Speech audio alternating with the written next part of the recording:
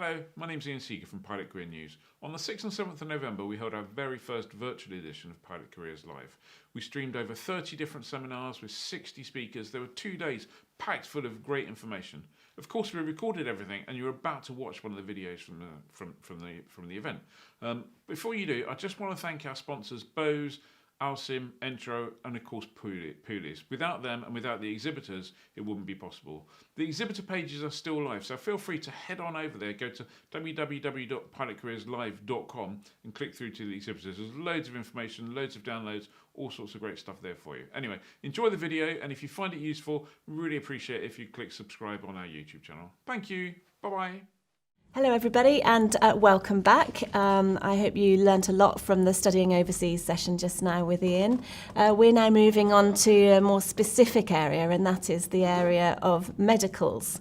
We're joined by another super guest today, who's Mike Fonso, and Mike's going to introduce himself in just a moment, but just a little reminder from my perspective about the fantastic sponsors that we have with us at the event this year. Thanks to them, we've been able to provide this as a free registration for all of you listening, and also a little reminder that we have some great ATOs and other exhibitors here virtually, obviously, so please do find some time to go and chat to them during the course of today. But in the meantime, wherever you train, you'll need a medical to ensure you are fit to operate as a pilot. And depending on what sort of flying career you ultimately aspire to, the medical requirements can vary. The topic of medicals is one that triggers many questions for aspiring pilots and their families. So we're delighted to welcome Dr. Michael Fonso from Birmingham Aeromedical Centre, who will bust the myths and demystify the process. So over to you, Michael. Hi, thanks for joining us. Thank you very much. Good afternoon, everyone. I'll just share my slide with you all. Hopefully you can all see that. My name is Mike Fonso. I am an aeromedical examiner. My background is in military medicine. I was an RAF medical officer for nearly 12 years, and during which time I specialised and trained in aviation medicine. Ended up as chief instructor at the RAF Centre of Aviation Medicine. And when I left, I worked for British Airways for a period of time as an aeromedical centre, as an aeromedical examiner, an AME, and subsequently do some work with EasyJet as the chief medical advisor for the operator. I'm also head of Birmingham Aeromedical Centre. We are one of 3 aeromedical centres in the United Kingdom.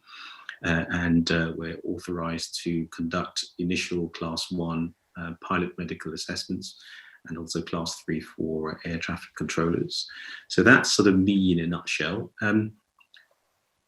So I'm going to talk to you today about the initial Class 1 medical, which is what most operators, most ATOs will ask you to have very early into your training towards your professional pilot's licence. And whether that's a CPL, an ATPL, or an MPL, that is usually a requirement to have, as I said, very early on, because you don't want to embark on what is an expensive journey, not knowing that you're medically fit to complete that process. And so the initial Class 1, as I intimated earlier on, can only be done at an aeromedical centre. These are approved centres by various CAAs. In the United Kingdom, there are only 3, 2 in London, and as I said, we're the only one outside of London, and we're based at Birmingham Airport. The medical itself consists broadly of 2 arms, I would say. The first consists of a review of your medical history, so what sort of problems you've had potentially in the past, and this element of it requires a medical declaration. So you have a form which is known as Form Med 160, and you declare, you ask questions about your previous medical history and your current medical history. So what problems you've had going back from your childhood days. Now, this is a very important document because it is a legal declaration you're making, and the aeromedical examiner will stress that to you when you sign it, because the various aviation authorities have an enforcement arm where if it's subsequently proven that the declaration was false, or there were some omissions, they could come back and pursue you. So it's very important to actually answer all their questions as accurately as you can. It is always better to state something rather than admit it.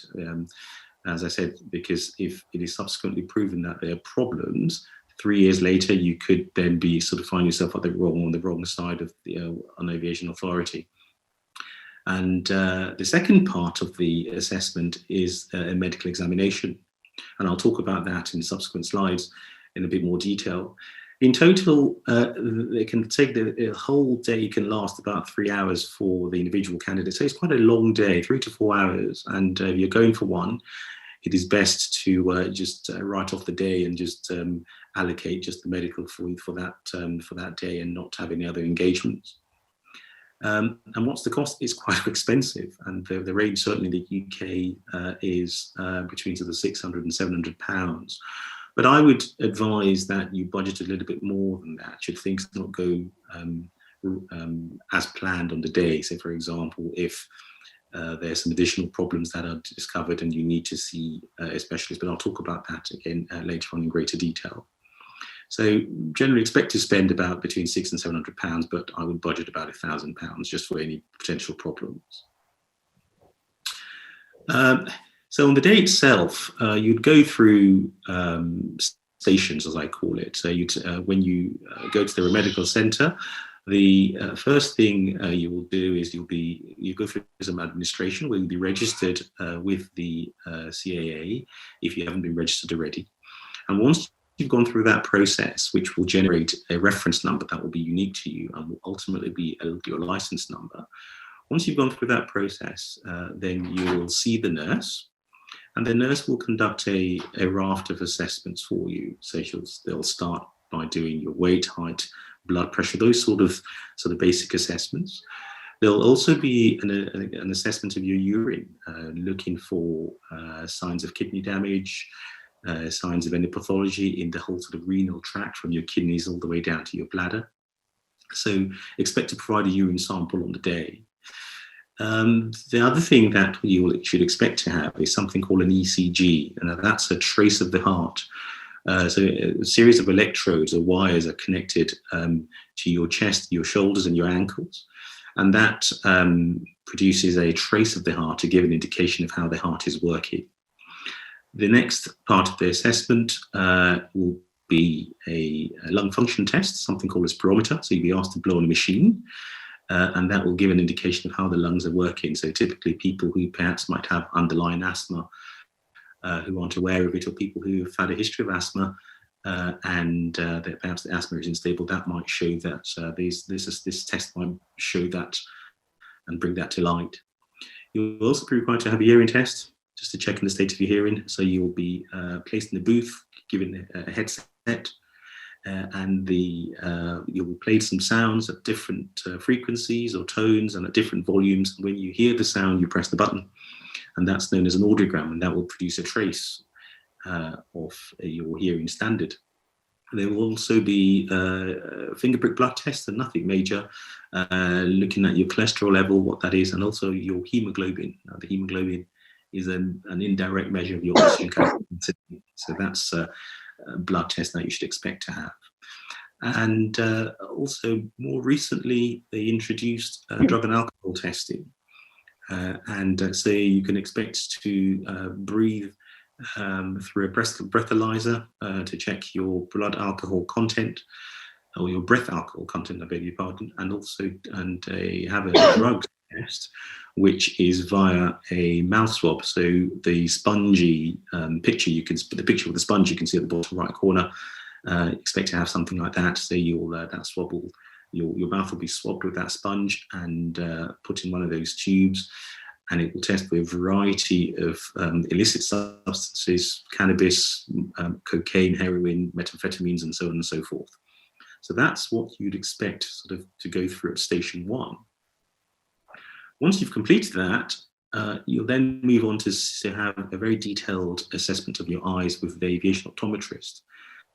So you will have an assessment of your near vision, your intermediate vision, which sort of will assist or give us an indication of your instrument scanning, and then your distant vision, which is will tell us how sharp your vision is. A colour vision assessment will also be done. You'll use a book known as an Ishihara book. There will be different number plates, and you have to recognise the numbers. They all have different sort of shades of colours, and you're not expected to miss any one of those. If you do miss one, it doesn't necessarily mean you've got a colour deficiency. It just means you're suspected to have a colour vision problem. And then you'll move on to a definitive test known as a colour assessment and diagnosis test, which is a screens-based test, lasts about half an hour, and different colours are sort of thrown at you, if you like, from different corners of the screen, and you press a button when you see it, and that's a definitive test. Your peripheral vision for scanning will also be done, and that's you'll put your head in a machine. It's called a field analyzer, and it throws flashing lights at you in a bowl at different sort of angles, and when you see the light flash, you press the button, and that maps out your peripheral vision. And also you'll have a slit lamp test, which is the picture you see in front of you, so the optometrist will be looking for any evidence of any pathology in the eye. So quite a detailed assessment. At the end of all that, you'll conclude with the doctor, so somebody like me or a colleague of mine, and we'll go through your medical history, looking for any relevant aspects that may have an impact in aviation. So in what is of importance to us are things that may cause incapacitation or lack of functioning. So in making a determination whether a pilot is fit to fly, there are two really main considerations. One, what is the pilot's risk of incapacitation? So what's the pilot's risk of being unable to control that aircraft, whether that's suddenly or that's subtle? So could they collapse at any moment, for example, or could they be subject to an unpredictable asthma attack, which renders them unable to fly the aeroplane? So that's what we mean by incapacitation. I'm just giving two examples there. And then the other thing we think about is functioning. So can the pilot then function? Can they reach the controls? Can they press the buttons, and can they actually activate those controls as required? So a typical case here would be perhaps somebody who's overweight. So if you're increasingly, if your body mass index is extremely high, and you've got a yoke, can you actually pull that yoke all the way back, or is your gut in the way, for example? If you've got a shoulder injury, can you actually reach up and press some of the instruments that are above your head? So that sort of thing that we look for and assess when we're trying to make a determination whether a pilot is fit to fly. So then we'll also obviously look at the figures and look at the findings from the nurses assessment and the optometry assessment, and then conduct a thorough physical examination head to toe, looking at your ears and listening to your heart and lungs and feeling your tummy, etc., conducting a neurological examination. So quite a detailed assessment. And at the end of it all, the hope is for you and for the AME, because then it reduces their paperwork, that all is well. And by all is well, we mean that the pilot meets the requirements, because this is not a clinical examination per se. This is not the exam. This is not a pilot coming in with a medical problem, like as you would have with the GP, for example, relationship where you go and say, I've got a cough. Most people don't turn up to the medical unless they feel they're pretty fit. So we are pretty much assessing you against a standard set by the national authority. So whilst you may feel well in yourself and have no problems, you must meet those requirements. Whatever those requirements are. So it may be a blood pressure requirement, it may be a weight and height requirement, for example, it may be an ECG requirement. So if those requirements are met, then your certificate, you can expect your certificate to be issued on the same day. If they're not met, then we need to determine what we need to do to meet them. So for example, if your blood pressure is elevated, it might just be that you were nervous on the day. So we could send you to your general practitioner to recheck it when perhaps you were more at ease, or we could give you a machine, wire you up, which will measure your blood pressure for a 24-hour period. And then we'll download the data to see what that is in your natural habitat. So we remove that anxiety level. So we will do all we need to do to make sure the requirements are met.